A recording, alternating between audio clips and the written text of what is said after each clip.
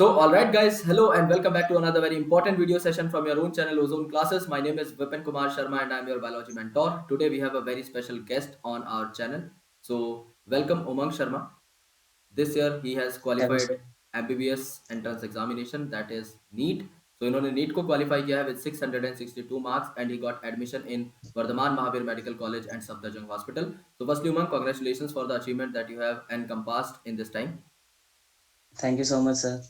तो यहाँ पे हम बच्चों के काफ़ी सारे सवाल आपसे पूछने वाले हैं related to JEE the sir. Study and काफ़ी सारी आपकी पर्सनल लाइफ की भी चीज़ें हैं जो कि हम यहाँ पर डिस्कस करने वाले हैं, तो please be ready for that. तो पहला क्वेश्चन जो कि बच्चों के मन में नॉर्मली रहता है वो ये रहता है कि क्या एनसीईआरटी पर रिलाय किया जा सकता है? जैसे कि अभी नीट 2021 का पेपर आने वाला है, बच्चों के मेल्स आते रहते हैं कि क्या सर नीट 2021 भी एनसीईआरटी कन्फाइंड होगा? क्या हम एनसीईआरटी पे भरोसा कर सकते हैं कि उसको पढ़ के हम 680, 660, 650 या 600 प्लस मार्क्स स्कोर कर पाएँगे? तो what is your call on that?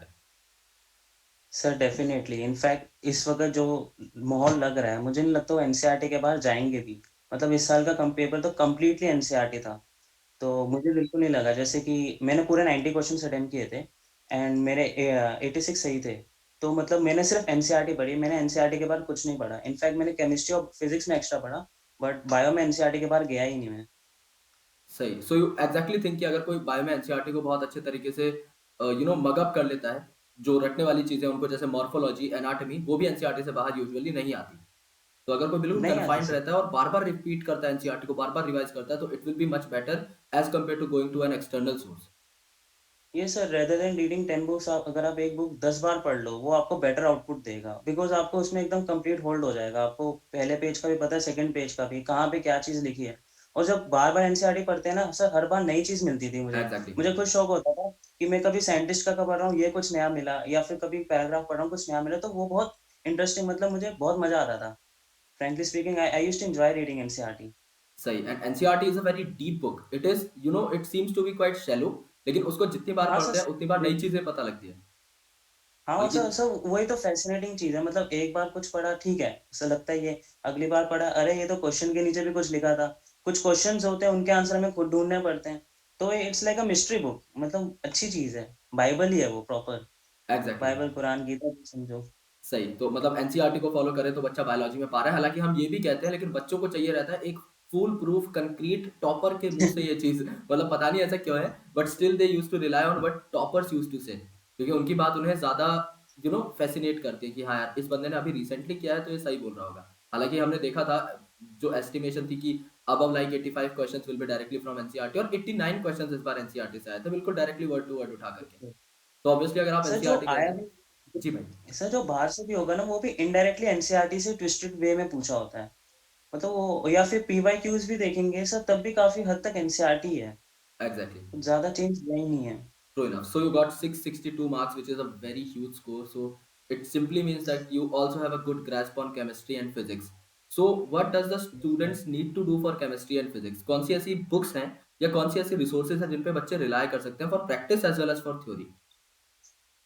Sir जैसे केमिस्ट्री में मेरा डिस्टेंस लर्निंग पैकेज था, तो एक तो मतलब एलन का तो मैं उससे क्वेश्चंस करता था। अपार्ट फ्रॉम दैट जो इनऑर्गेनिक और ऑर्गेनिक है मैंने अगेन एनसीईआरटी पे स्टिक रहा हूँ। फिजिकल केमिस्ट्री में मैंने थोड़ी गलती करी कि मैंने एनसीईआरटी के बाहर के क्वेश्चन ज़्यादा लगाने की कोशिश करी।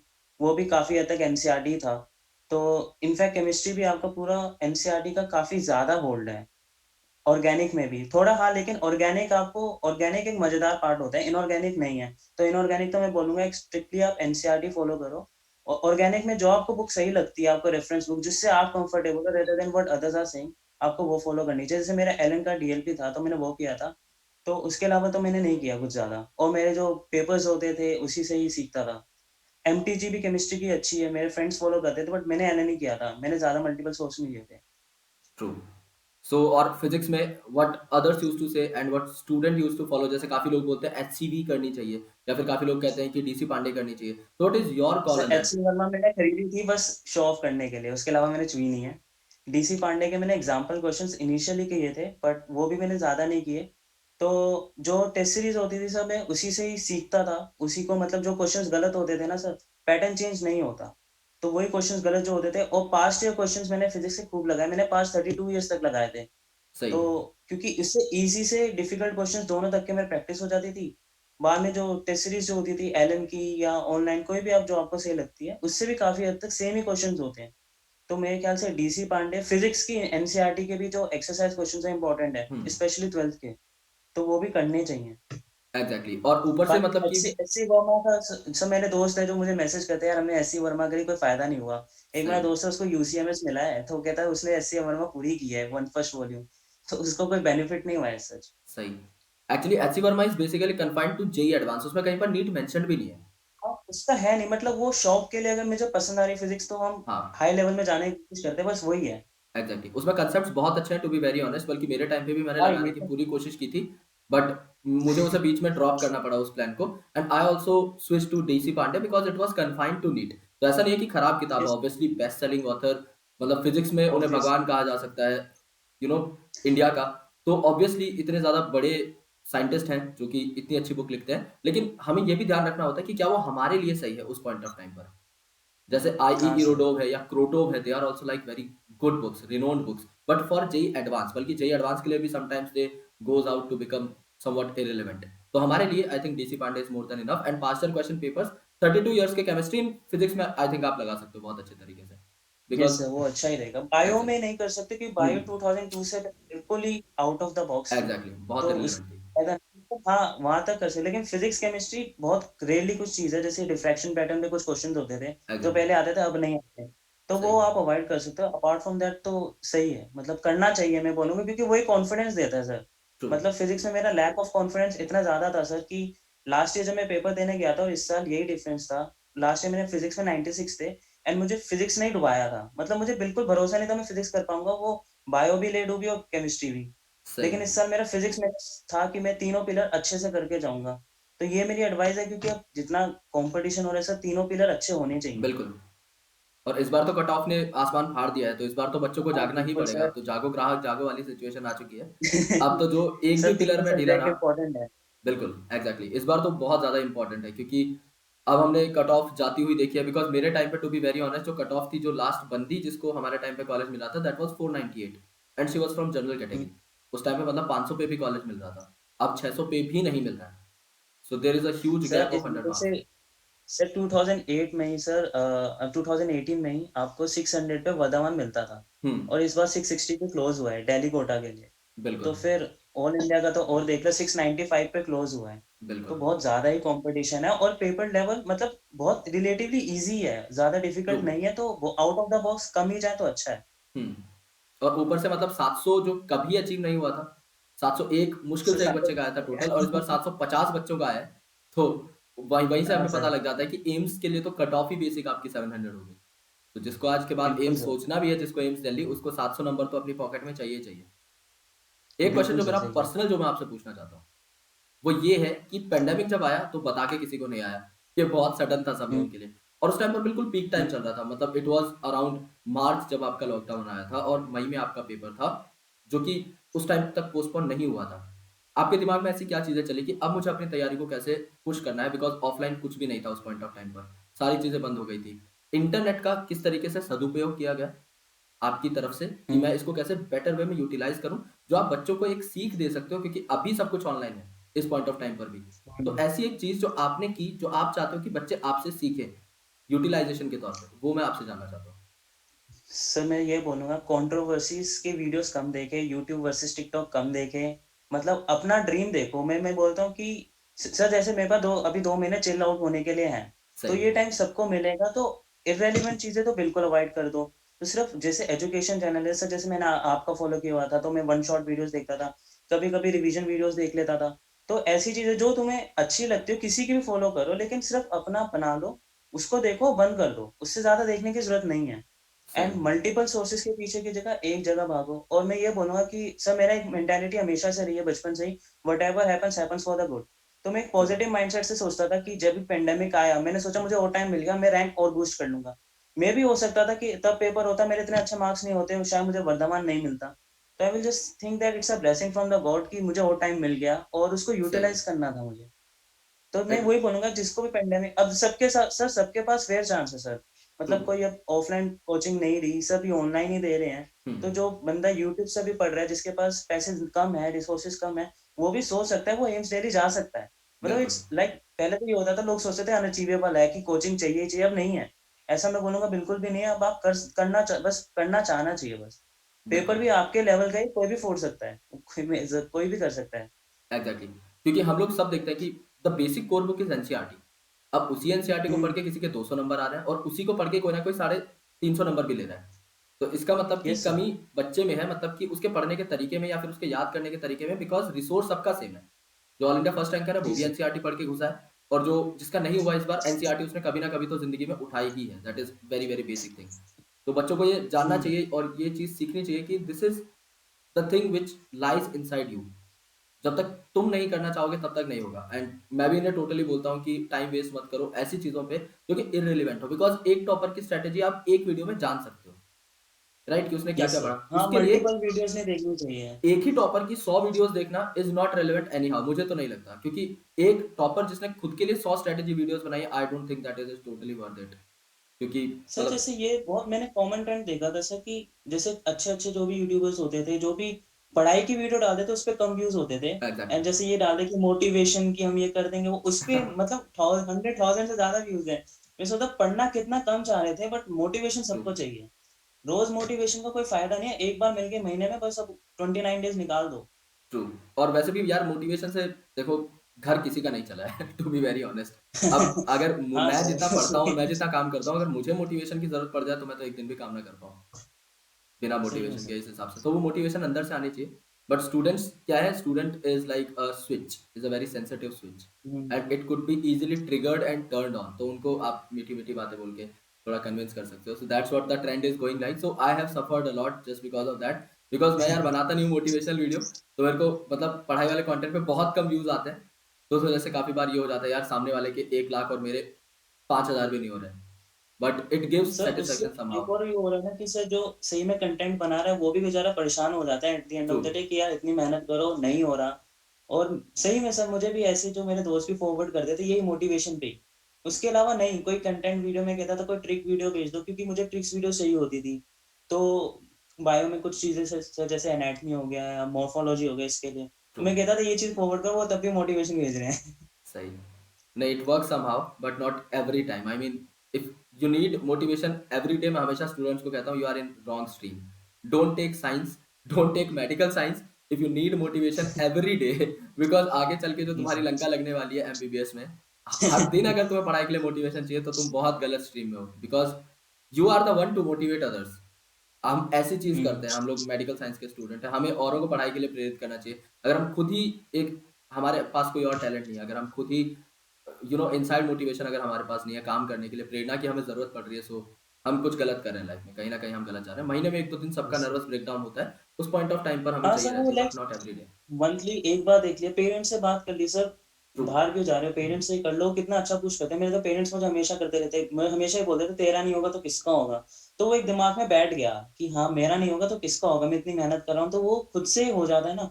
और internal motivation is the best thing. कोई एग्ज़ैक्टली, रीज़न ज़रूर होगा सर कि कुछ ना कुछ हर किसी को हर्ट हुआ होगा, किसी ने कुछ कह दिया होगा, उसी को एज़ अ मोटिवेशन कन्वर्ट करके बेटर आउटपुट मिलेगा। ट्रू, मान लिया महीने में एक बार हुआ, टेस्ट सीरीज़ में कम स्कोर आया, कुछ भी हुआ, तो मन करता है कि कुछ देख लूँ फिर से पढ़ने के लिए तो ठीक है, बट रोज़ देखना बहुत खराब है।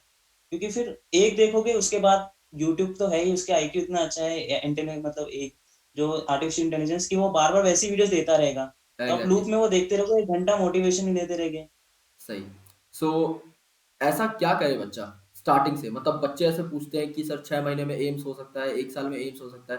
व्हाट डू यू सजेस्ट कि अभी जो हमारे पास टाइम बचा हुआ है स्टार्टिंग फ्रॉम डिसेंबर 1 क्योंकि हम ये वीडियो आज डालने वाले हैं, तो 1 दिसंबर से बच्चों के पास टाइम है मई तक का। लेट्स से कि अगर पोस्टपोन नहीं होता है एग्ज़ाम तो 6 महीने हैं। क्या इस 6 महीने में सच में हुँ, बच्चा क्रैक कर सकता है अगर वो अपनी जान लगा दे तो? सब बिल्कुल कर सकता है। मतलब ऐसा कोई रीज़न है ही नहीं कि नहीं कर सकता। ट्रू। मतलब लेकिन उसका कितना उसका एफर्ट मैटर करता है सर। हुँ, कि अगर मैं बोलूँ कि 6 महीने में कर सकता है, फिर आप 1 महीने सोच लो कि मैं 6 महीने में कर लूँगा, हुँ। फिर 5 महीने बच जाएँगे, मतलब टाइम कम है, लेकिन एफर्ट अभी रोज़ मतलब डेली स्टडी करते रहो, मतलब 9-10 घंटे पढ़ रहे हो अच्छा है, 8-9 भी पढ़ रहे हो ठीक है, बस वो रेगुलर होना चाहिए, true, up till need. Pressure feel ही नहीं होगा, प्रेशर तब फ़ील होता है जब आप आज 3 घंटे पढ़े, 4 घंटे पढ़े, अगले दिन आप सोचते हो 12 घंटे करके कंपनसेट नहीं होता। एग्ज़ैक्टली। हर दिन आपके लिए भी फ़ेवरेबल नहीं होगा, कभी घर में प्रॉब्लम होगी, वो सबके साथ होता है। या फेस्टिवल आ जाता है तो आउटपुट थोड़ा कम होता है, वो सब रियलिटी है। हुँ, तो बट एक कंसिस्टेंसी होगी ना तो हर चीज़ आप एन्जॉय भी कर पाओगे and I will say always enjoy and study. मतलब पहले, अब तो बाहर नहीं जा सकते, मैं जैसे फुटबॉल खेलने ज़रूर जाता था सर। हर सही है। सैटरडे मैं खेलने ज़रूर जाता था, वो मेरा होता था कि 2 घंटे में रिलैक्स्ड हूँ। मतलब मुझे कुछ नहीं है दिमाग में, मुझे नीट आ रहा है, ठीक है, सब आ रहा है, लेकिन उस 2 घंटे में मैं रिलैक्स होता था, फिर मेरे पास पूरे 1 हफ्ते का होता था पावर।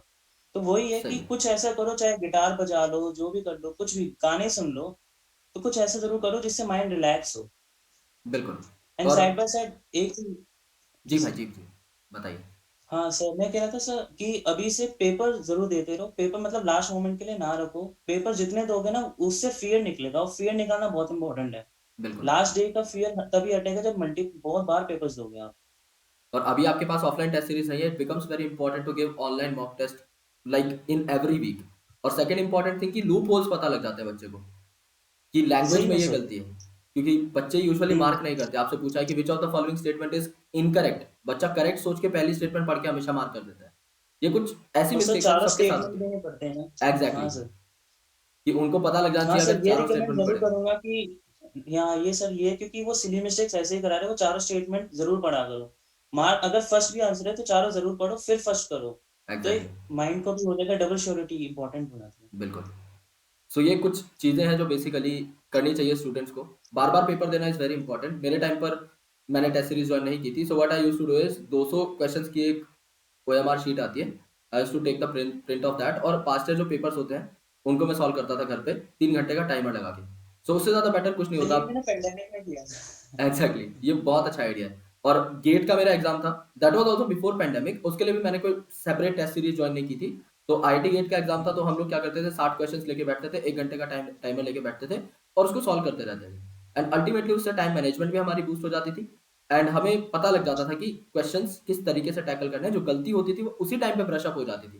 बिकॉज़ 1 घंटे में हम पेपर करेंगे और 1 घंटे में हम ये देखेंगे कि हमसे क्या-क्या मिस्टेक्स हुई हैं और उनको हम एनालाइज़ करेंगे। अच्छा, क्या ये मिस्टेक क्वेश्चन पढ़ने में थी या ये टॉपिक ऐसा था जो मुझे नहीं आता था, तो उसको हम लोग अकॉर्डिंगली ट्रैक कर सकते हैं। अगर वो टॉपिक ही मेरे को नहीं आता था, I will go to the topic, I will read it again. और अगर क्वेश्चन में पढ़ने में हुँ, गड़बड़ी हुई है, तो फिर मुझे याद आ जाएगा, अब से मुझे इस प्रकार के क्वेश्चन्स को कैसे पढ़ना है। सो अल्टीमेटली आप यस, प्रैक्टिस से ही यस। लगभग 50-60 नंबर आराम से बढ़ा सकते हो। बाकी तो इट इज़ बिल्कुल like sir. Totally knowledge sir oriented. Silly mistakes जितना डिक्रीज़ करेंगे उतना chances of selection in your dream college बढ़ जाएगा। एग्ज़ैक्टली, तो उसके लिए तो सिली मिस्टेक्स को मिनिमाइज़ करो, सर पढ़ के सब जाएँगे। मान लो सर 1 लाख बच्चे भी पढ़ के गए तो कॉम्पिटिशन तो स्ट्रॉन्ग ही है, बिल्कुल, सीट्स उतनी ही हैं। तो ट्रू, आप उनमें आप कैसे आगे बढ़ोगे, आपकी जितनी मिनिमम सिली मिस्टेक, क्योंकि ईज़ी पेपर सिली मिस्टेक्स बढ़ाएगा। ट्रू। मान लिया अगर डिफिकल्ट पेपर है तो चलो ठीक है, आप कॉन्सेप्चुअली स्ट्रांग हो, आप कर लोगे, बट हुँ, अगर इजी आ गया फिर से तो सिली मिस्टेक्स के चांसेस बढ़ गए। उसको मिनिमाइज करने का यही है कि बार बार पेपर करो। मैं तो बोलूंगा इजी क्वेश्चंस भी करा करो। पास्ट ईयर क्वेश्चंस जो होते थे ना सर, वो इजी भी काफी सारे होते थे, वो हुँ, जरूर करो, क्योंकि इजी क्वेश्चंस की हैबिट छुट जाती है जब आप बहुत अच्छी बुक्स लगाते हो। For example H C Verma ही लगा रहे हो, तो एक अच्छे क्वेश्चन दे रहे हैं वो, अब आपको उन्हीं में मजा आ रहा है। आपको ट्रू। सिंपल क्वेश्चन पूछ ले जाए वो नहीं होगा। हाँ, वो तो ये चीज सिलेक्टिव है। क्वेश्चन है उसमें और वो अच्छे क्वेश्चन्स हैं, एग्ज़ाम ओरिएंटेड क्वेश्चन्स हैं। तो अगर कोई हाँ, वो बेसिकली पूछ ले एग्जाम का कि सिंगल वो सेल प्रोटीन किससे एडवांस लेवल बनता है पे तो उन्होंने बनाई। हाँ, ट्रू। बिल्कुल सर। जैसे सर बायोलॉजी जैसे में सर रेज़ोल्यूशन ऑफ एग्ज़ैक्टली जी, बताइए सॉरी। सर जैसे रेज़ोल्यूशन ऑफ टेलिस्कोप में क्वेश्चन आ गए, सर वो डायरेक्ट क्वेश्चन है, एनसीईआरटी में हाँ, उसका फ़ॉर्मूला है, उसकी कोई डेरिवेशन नहीं है। ट्रू। तो फ़ॉर्मूले भी याद ज़रूर रखना, एक फ़ॉर्मूला नोटबुक हमारी होनी चाहिए क्योंकि 4 मार्क्स फ्री के हैं। और blue box are very sir आपको इंपोर्टेंट। हाँ सर, बहुत जो ज़्यादा। अपने फिज़िक्स में एनसीईआरटी में है, just go through the blue box. अगर आप लोग कोई बच्चा अगर एनसीईआरटी नहीं भी पढ़ता है, there are blue boxes which are called as information boxes. वहाँ से डायरेक्टली जो हुँ, थ्योरेटिकल क्वेश्चन्स होते हैं, सीधा वहीं से डेराइव्ड होते हैं। इलेक्ट्रोमैग्नेटिक वेव्स वाला जो चैप्टर है, उससे डायरेक्टली हर साल एक क्वेश्चन आता है and that is directly based on that blue box. So हमेशा कुछ ना कुछ जो थ्योरेटिकल इम्प्लीमेंटेशन आती है, that is from the blue box, so just go through that. हमारे टाइम पर जो एम्स के क्वेश्चन्स आते थे, वो हमेशा ब्लू बॉक्स से आते थे, असर्शन रीज़न। टोटल हाँ दोनों सर, चीज़ें ब्लू बॉक्स बिल्कुल। से बनती थी कंप्लीटली। Yes sir. 19 का जो बिल्कुल मतलब वही उठा सही, के दे देते थे और सेशन रीज़निंग में, तो जो वो कर ले उसके लिए तो अच्छा ही है। एग्ज़ैक्टली। तो उसको और टॉपर्स जब इंटरेस्टिंग भी डिकोड होता है करते सर। थे, तो वो भी बोलते थे कि ब्लू बॉक्स पढ़ो और assertion reason you are done with that in physics. Yes sir, बिल्कुल। क्योंकि और सर पेपर एक वन और बात है कि जी भाई, इंटरेस्ट भी डेवलप करता है सर, वो अच्छी इन्फॉर्मेशन है, मतलब हुँ, साइंटिस्ट ने लिखी है वो बुक, तो बेकार एग्ज़ैक्टली, तो नहीं लिखी। सही में वो बिल्कुल। मतलब जैसे कि एक मुझे अभी भी याद है सर, वो उस पे था एक ईएमआई का एक वो बना था, ब्लू बॉक्स था जिसमें बर्ड्स को लिंक किया गया था हमारा। तो वो काफ़ी इंटरेस्टिंग था कि बायोलॉजी फिज़िक्स के साथ कितनी लिंक करके उन्होंने प्रेज़ेंट की थी, और ऐसे ही ईएम वेव्स में भी कितना कुछ ऐसे लिंक करके दिया था। ट्रू, तो वो चीज़ों से ना मतलब एक अलग लेवल पे माइंड पहुँचता है, वो अच्छा लगेगा। सही। सिमिलरली यहाँ पर प्रदीप्स नाम की एक बुक आती थी हमारे टाइम पर, अभी भी आती होगी आई थिंक, प्रदीप्स बहुत मोटी बुक आती थी फिज़िक्स की। उसके एंड में जो थे पॉइंट्स टू पॉन्डर करके कुछ दिया रहता था। तो अच्छा, उसमें there are a lot of things which are very good. वहाँ से डायरेक्टली क्वेश्चन्स उठते थे। तो एम्स के जो असर्शन रीज़न थे उसके लिए हमारे टीचर्स बेसिकली सजेस्ट करते थे कि जो प्रदीप के एंड में इन्फॉर्मेशन है आप वो पढ़ लो और आप एनसीईआरटी के ब्लू बॉक्स पढ़ लो। You are done for like more than 75% of the questions. और वो बात एकदम करेक्ट भी थी। वो बिल्कुल सही बात थी। तो यस असर्शन सर। रीज़न वहीं से लगभग 20 में से मान लो 15 क्वेश्चंस आपके वहाँ से डायरेक्टली बन जाते थे। हुँ। तो Umang just let students know anything about you कि आपने बीएससी की थी। मतलब आप सर बीएससी में थे। मैंने हंसराज कॉलेज जॉइन किया था मतलब 2018 पास आउट हूँ मैं। सो आफ्टर दैट मैंने जो नीट दिया था वो जस्ट देने के लिए दिया था। मैंने कोई कोचिंग नहीं ली थी 9th-12th में। तो जब मैंने जॉइन किया था BSc life sciences at Hansraj तो तब ये हुआ था कि जो मेरे बैचमेट्स थे ना, दे वर सो एंथुसियास्टिक कुछ कहते थे मेरे को नोबेल प्राइज़ तक जीतना है। तो सही। एक उनको बैठ के मुझे फ़ील होता था कि मेरी लाइफ़ में मुझे ऐसा कुछ है ही नहीं जो मैं करना चाहता हूँ। तो उस टाइम पे सर एक शिफ्ट हुआ था मुझे याद है कि अभी भी सितंबर का टाइम था 18 का ही। तो मुझे डॉक्टर की वीडियोज़ बहुत देखने लग गया था मैं यूट्यूब पे, उनकी चैलेंजिंग लाइफ़ और मुझे फिर इंटरेस्ट डेवलप हो गया, फिर मैं पापा को पापा मुझे ड्रॉप करना है। सही। तो फिर तब मैं लेट भी हो गया था कि क्योंकि ऑलमोस्ट सारे बैचेज़ का सर 60% सिलेबस हो चुका था, आकाश, हुँ, एलन किसी का भी। तो मैंने ऑनलाइन ट्यूशन्स ही रेफ़र की थी। तो सर लेकिन मैंने 100% ज़रूर किया था, बट जो मेरी कमी थी, जो मुझे फ़ील होता है मैंने टेस्ट नहीं दिए। मैं टेस्ट से बहुत डरता था, बहुत ज़्यादा। मतलब मुझे इतना डर होता था सर कि जैसे अगर मैं टेस्ट देते कि पता नहीं क्या मैं मतलब क्या बताऊँ मैं इतना नर्वस हो जाता था कि नॉर्मल जब मैं टेस्ट देने जा रहा हूँ एलन का ऑफ़लाइन, उसी में मैं नर्वस हो जाता था। तो वो उसका एक हुआ कि मुझे 530 है और मैंने एटलीस्ट 8 टू 9 स्लिम स्टिक्स मतलब कमिट की थी जो 2019 में नीट दिया एंड उसके बाद काफ़ी चेंज आया मेरे में, थोड़ा थॉट प्रोसेस में भी बहुत रोया भी था उस टाइम पे। हुँ, बट फिर जब मैंने सेकंड टाइम दिया, तब मेरा ये था कि मैं टेस्ट ज़रूर दूँगा, टेस्ट नहीं छोड़ूँगा। सही, एंड आई गेस वो एक डिफरेंस करा गया मेरे मतलब 530 से 662 का जो जंप है, वो टेस्ट बार-बार देने के कारण ही हुआ है, सही। जो मुझे फ़ील होता है। और बच्चों की आदत होती है टेस्ट स्किप करने की और वो तो बल्कि फर्स्ट हाँ सर, अटेम्प्ट में मतलब तो कोई भी बहुत रीज़न बार। हो सर, जैसे बीमार हो, कुछ भी हो, दो जाके मतलब बिल्कुल सही। दो, कुछ भी नहीं होता है। ऐसे ये भी हो सकता है नीट के दिन बीमार हो गए, क्या कर लोगे फिर? हुँ, ये तो नहीं हो मैं नीट नहीं दे रहा, अगले साल दूँगा। ये इतना टाइम नहीं है ना लाइफ़ में कि आप बार-बार सही। सोचते रहो कि सिली सिली रीज़न से तो मत छोड़ना नीट। ट्रू, अगर हाँ, मान लिया कि प्रिपरेशन वाइज़ कम रह गया है, वो रह गया है, लेकिन दो ज़रूर। एग्ज़ैक्टली। और at least we get the paper at that point of time. उसका पेपर मिल जाता है, की मिल जाती है तो we can solve it again. उसकी गलतियाँ हम लोग रिप्लेनिश कर सकते हैं, दोबारा से उसे ठीक कर सकते हैं। लेकिन एट एंड लीस्ट हमें बेस्ट पेपर सर अटेम्प्ट करना चाहिए। एंड जी, सर बिल्कुल। Reviewing the paper is the best form of revision. अगर आप फुल लेंथ पेपर ट्रू, देते हो, आपका पूरा सिलेबस रिवाइज़ हो रहा है। कितनी बार आप रिवाइज़ कर लेते हो, आपको खुद पता नहीं चलता और ब्रेन को भी आदत पड़ जाती है, ब्रेन को ट्रेनिंग मिल जाती है। ट्रू। तो नीट आपके लिए एक अनदर एग्ज़ाम रहता है। और हुँ, सर एक चीज़ मैं इस साल ज़रूर बोलूँगा कि कोई माइंडसेट करके मत जाना कि I will do bio in 30 minutes, 40 minutes हुँ, क्योंकि देखो बायो लेंथी हो जाती है कभी-कभी। जैसे इस साल की सिली मिस्टेक मुझे लगा ज़्यादा, मेरा 1 घंटा हो गया था सर पूरा। क्योंकि सही। मुझे 10 मिनट में लेट हो गया था, फिलिंग वगैरह करने में, हमें लेट दिया गया था। हुँ, और हमारा गलती से मैम ने हमारा वो भी ले लिया था जिसमें हमारा रोल नंबर था तो री-डिस्ट्रीब्यूट हुआ तो टाइम वगैरह लग गया। हुँ, तो फिर मतलब मेरे 3 बजे मैंने दूसरा सब्जेक्ट किया था तो कंपनसेट कर लोगे। खुद पे कॉन्फिडेंस रखना, वहाँ पैनिक मत कर देना, पैनिक में बहुत गलतियाँ हो जाएँगी। सही। और दूसरा काफ़ी बार ये रहता है बबल फॉर्मेशन जो रहता है अपना बेसिकली उसमें बहुत कॉन्सेक्यूटिव मिस्टेक्स हो जाती हैं। जैसे हमने 21 क्वेश्चन स्किप कर दिया एंड हम लोगों ने डायरेक्ट 5 ऑप्शन पढ़ लिए A, B, C, D, A and then after हम भरते हैं तो पाँचों गलत हो जाते हैं एक सीक्वेंस में। तो we yes need to sir yes. Bubbling की समय स्ट्रैटेजी थोड़ी अलग सी थी। मैं ये करता था जैसे फर्स्ट क्वेश्चन है उसका बी है तो मैं बी पे डॉट लगा देता था। हुँ, एंड ऐसे वो पेज के सारे क्वेश्चन करके फिर उनको मैं मतलब फिल कर लेता बी मतलब वो करके।